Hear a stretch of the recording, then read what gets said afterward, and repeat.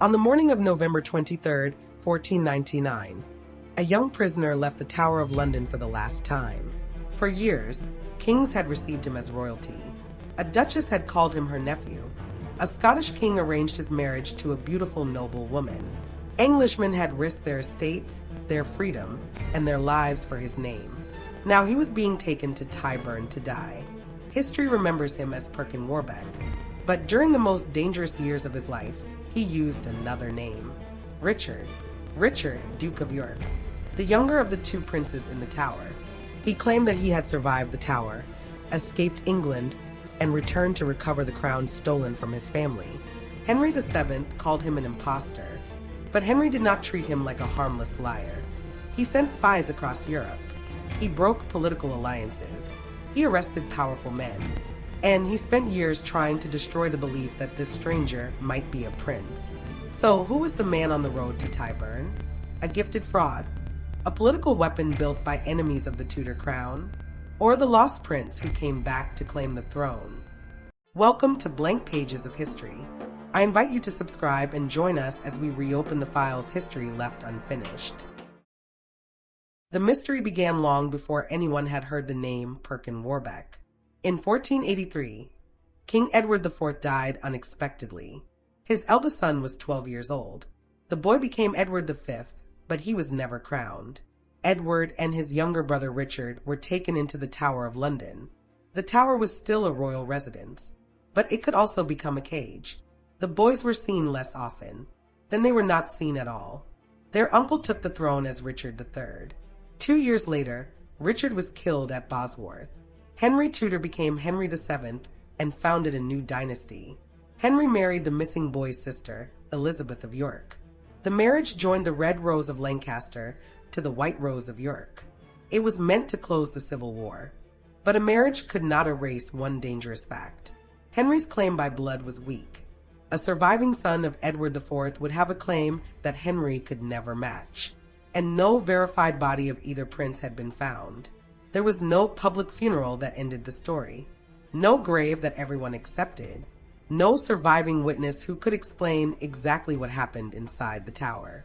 The record stopped where the answers should have been. The mystery remained untouched for 8 years. Then a young man appeared, claiming to be the prince everyone believed was dead. In 1491, a young man arrived in Cork, Ireland, in the service of a merchant. He was probably about 17. He was well dressed. He was handsome, and he did not look like an ordinary servant. People noticed the silk he wore. Then they began asking who he really was. The confession later published in his name gives us a strange sequence. First, men in Cork suggested that he might be Edward, Earl of Warwick, another Yorkist heir. He denied it. Then another royal identity was proposed. Finally, the young stranger became Richard, Duke of York, the missing younger prince. This may be the most damaging detail in his entire story. A genuine prince should not need other men to test several names before discovering which prince he was. But a political movement might. Cork had strong Yorkist connections. Only a few years earlier, Ireland had supported another pretender, Lambert Simnel.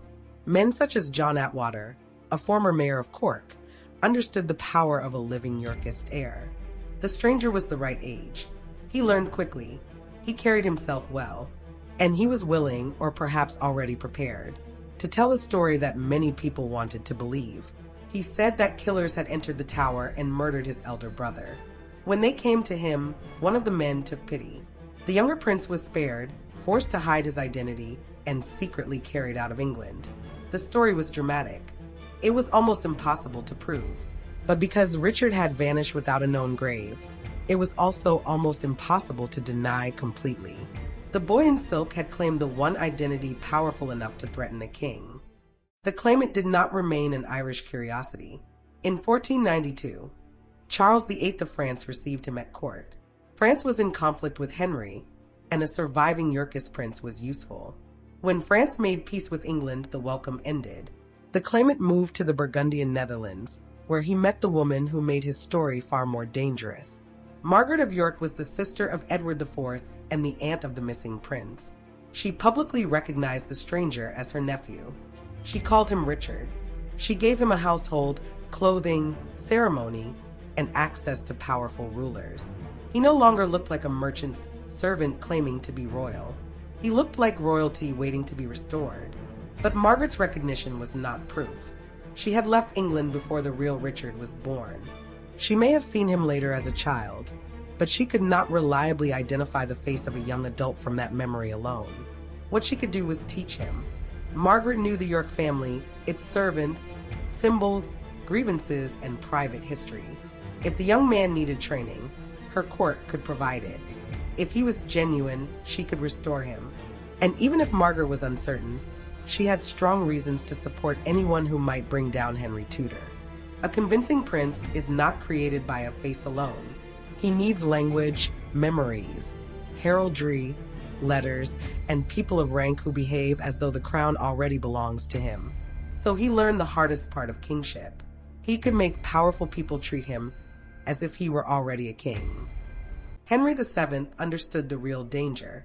He did not need the claimant to be Richard. He only needed enough people to believe that he might be. Henry sent agents into the Low Countries. Informers entered Yorkist networks. Letters were intercepted. Supporters were watched. His investigators claimed to trace the stranger to Tournai, in the region of modern Belgium. The government announced that the supposed prince was a young Fleming from a local family, not a Plantagenet, not a survivor, an impostor. But Henry's behavior showed that an announcement was not enough. One of the claimant's supporters, Sir Robert Clifford, changed sides and gave Henry names. The most dangerous was Sir William Stanley. Stanley was not an obscure rebel. His intervention at Bosworth had helped Henry win the crown. According to the accusation, Stanley had said that if the young man truly was Edward IV's son, he would not fight against him. It was a conditional statement, but in a kingdom built on uncertain legitimacy, even a condition could sound like treason. Stanley was condemned and executed. The message traveled through England faster than any proclamation. Henry could not force everyone to stop wondering who the claimant was, but he could make wondering dangerous. The mystery is no longer hidden inside the tower. It has entered royal courts, private letters, and the minds of Henry's own supporters. James IV of Scotland welcomed the claimant at Stirling. James was young, ambitious, and willing to use the Yorkist cause against England, but he offered more than shelter. He gave the stranger money, ceremonial honors, and a place beside the Scottish court. Then he arranged a marriage. The bride was Lady Catherine Gordon, a noblewoman related to the Scottish royal family. Catherine lived beside the man who called himself Richard. A letter attributed to him praises her beauty in extravagant, courtly language. Whether the words were sincere or political, we cannot know. We also do not know what Catherine believed. No surviving statement tells us whether she accepted his identity completely, doubted it in private, or simply followed the dangerous decision made by her king and family. James may have believed the claimant, or he may have decided that belief was unnecessary. If Richard defeated Henry, Scotland would gain a friendly king of England. If he failed, James could use him as leverage in diplomacy. Either way, the marriage transformed the claimant again. He now had a noble wife, a royal protector, and a court that presented him not as a fugitive, but as the Duke of York. For Catherine, the role came with a title, a future, and a terrible risk. If her husband was a prince, she might become queen. If he was an impostor, her marriage itself had been built on a lie. Foreign rulers could call him Richard, but the crown could only be won in England. His first attempt ended almost before it began. In 1495, a small force landed near Deal in Kent. Local resistance attacked the men on shore. The claimant remained aboard his ship and sailed away. A later attempt in Ireland also failed. Then, in September 1496, James IV invaded northern England with the claimant beside him. A proclamation announced the return of Richard, Duke of York. They expected Yorkist supporters to rise. No rising came. The Scottish army withdrew after a short campaign. That does not mean that people didn't believe his story, but fear, exhaustion, and loyalty to the existing government could silence even genuine supporters. But each failed landing weakened the image of a prince returning to a grateful kingdom. James eventually moved toward peace with Henry. The claimant left Scotland with Catherine and a shrinking group of followers. His royal stage was disappearing. Then a rebellion in Cornwall gave him one final chance. Cornwall was already angry. Earlier in 1497, men from the region had rebelled against royal taxation. The uprising was crushed, but the resentment remained.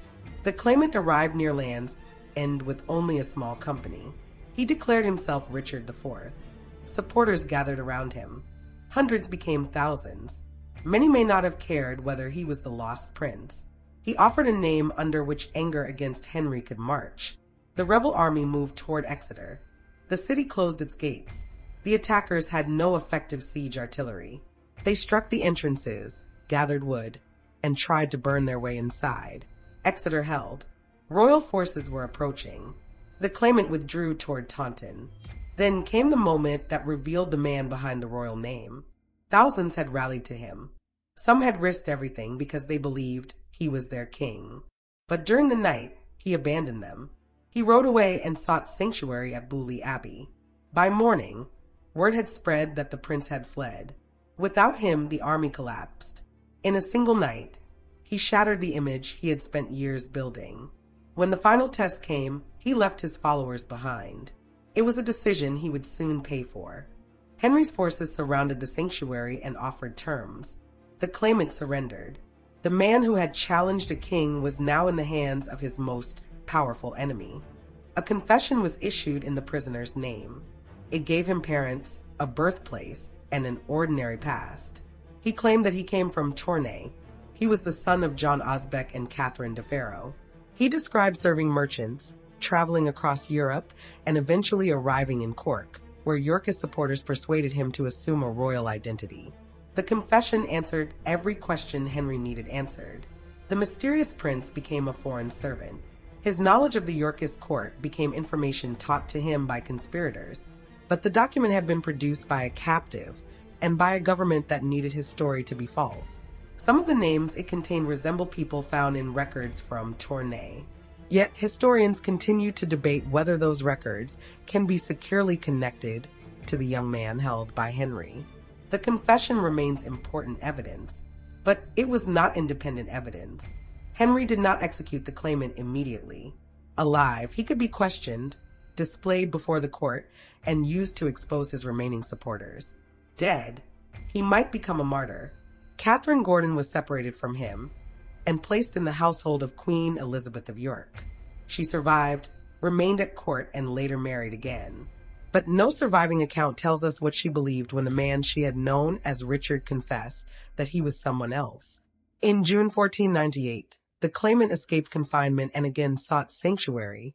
However, the escape plan failed, and he surrendered yet again. The young man was paraded in disgrace before being sent to the Tower of London. There, he was placed near Edward, Earl of Warwick.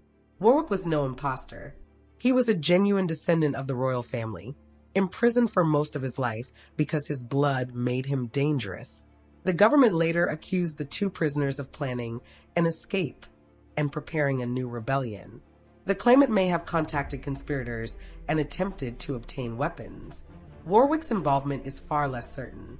Some modern historians have questioned whether the plot was exaggerated or deliberately shaped to remove both men at once. On November 23, 1499, the man known as Perkin Warbeck was hanged at Tyburn. 5 days later, Edward, Earl of Warwick, was beheaded. One possible prince was dead. One unquestioned Plantagenet was dead, and Henry's dynasty was safer. So, was Perkin Warbeck really Richard, Duke of York, the younger prince in the Tower? The argument begins with possibility. The real Richard disappeared inside the tower. His death was never publicly proved. No identified body was produced, and no reliable witness explained exactly what happened to him. Years later, Warbeck appeared at roughly the right age. He knew enough about the Yorkist world to convince nobles, courtiers, and rulers across Europe. Margaret of York, Duchess of Burgundy, publicly accepted him as her nephew. Foreign kings treated him as a man of royal importance, and Henry VII spent years trying to destroy his claim. But these facts prove that Warbeck was dangerous. They do not prove that he was a prince. Foreign rulers had their own reasons to support him. A rival claimant could weaken Henry, divide England, and serve as a weapon in European politics. Yorkist exiles could have supplied Warbeck with names, memories, and private details. And Margaret could not reliably recognize the adult face of a nephew she had known, at most, as a very young child. The most damaging evidence may come from the beginning of the story. Before Europe called him Richard, the men around Warbeck appear to have considered more than one Yorkist identity for him. That does not sound like a surviving prince revealing who he was. It sounds more like a political movement searching for the most useful prince to create. England's response also raises doubts. Warbeck attempted several landings, but the expected Yorkist uprisings never came. His largest English following appeared in Cornwall, where resentment against Henry's taxes may have mattered more than belief in royal blood. And one essential part of his story was never explained. There is no reliable evidence showing how Richard escaped the tower. No clear account of who protected him. No explanation of where he lived for 8 years. And no proven path connecting the missing child to the young man who later appeared in Ireland. The most defensible conclusion is that Perkin Warbeck was probably not Richard, Duke of York. He was more likely a talented and carefully prepared young man, protected by enemies of Henry VII and transformed into a political weapon. But even that conclusion leaves important questions unanswered. Who recruited him? When did his training begin? How much of the plan did he understand? And how freely did he choose the role? For years, Warbeck was dressed as a prince. He was welcomed as a prince. He married as a prince. Kings spoke to him as though he might one day rule England. After living inside that identity for so long, it is impossible to know what he finally believed about himself. Perkin Warbeck never proved that he was Richard, but he achieved something politically more powerful. He made Europe behave as though Richard might still be alive. For almost 8 years, that possibility forced Henry VII to search for a ghost across Europe. And perhaps that is the real mystery.